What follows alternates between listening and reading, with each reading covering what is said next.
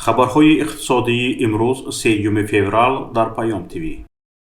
نزدیک به 3 ماه است که نرخ تخم مرغ در تاجیکستان بلند می شود. مسئولان کمیته بی‌خطری عضوقواری زیاد به فروش برآوردن گوشت مرغ را سبب قیمت شوی تخم دانستند. به گفته مسئولین در ماه‌های سپتامبر اکتبر بنابر سبب آنکه کشتن مجبوری مرغ‌های تخم ده بسیار شد، نرخ تخم مرغ هم گران شده است. پیشتر نمایندگان وزارت کشاورزی گرانی نرخ خوراک پرنده را سبب قیمت شوی تخم مرغ گفته بودند.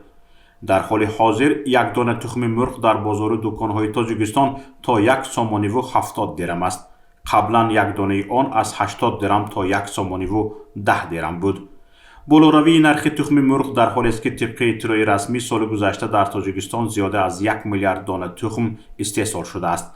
مقامات میگویند بیش از 16 میلیون دانه تخم را به افغانستان و نزدیک به 3 میلیون دانه تخم اینکوباسیونی را به ازبکستان صادر کرده اند.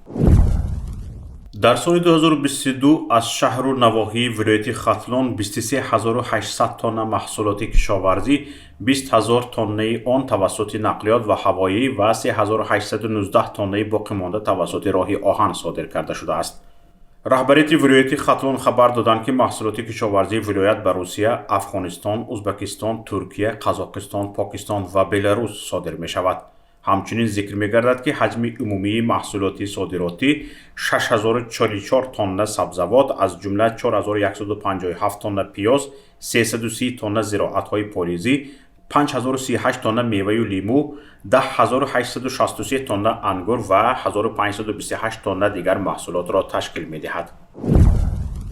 امسال در شهر خوجند فروشگاه تمغه تویوتا افتتاح می شود.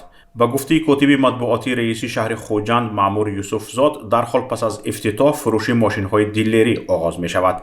مرکز سودای برند مشهور ژاپن در حدود ورزشگاه 20 سالگی استقلالیت جایگیر خواهد شد. گفته می شود که مرکز با ابتکار شرکت تاج موتورز بنیاد می شود. ماشین های از ژاپن به تاجیکستان وارد شده به فروش گذاشته می شوند. نرخ ارز. بانک ملی تاجیکستان ارزش سامانی را نسبت به اسعار خارجی برای امروز 3 فوریه اعلان کرد. طبق نشاندهی بانک ملی تاجیکستان ارزش 100 روبل روسی برای امروز 14 سومانی و 60 درم است. این نهاد قرب میانه فروش 100 دلار ایالات متحده آمریکا در مؤسسه های قرضه تاجیکستان را 1031 سومانی و 5 درم ارزیابی کرده است. بانک ملی قرب میانه فروش 100 یورو را 1134 سومانی و 26 درم ارزیابی کرده است. نرخ طلا. بهای هر اونس طلا در معاملات صبح امروز میان بانک‌های لندن 1957 دلار و 76 سنت معامله شد. نرخ نفت خام.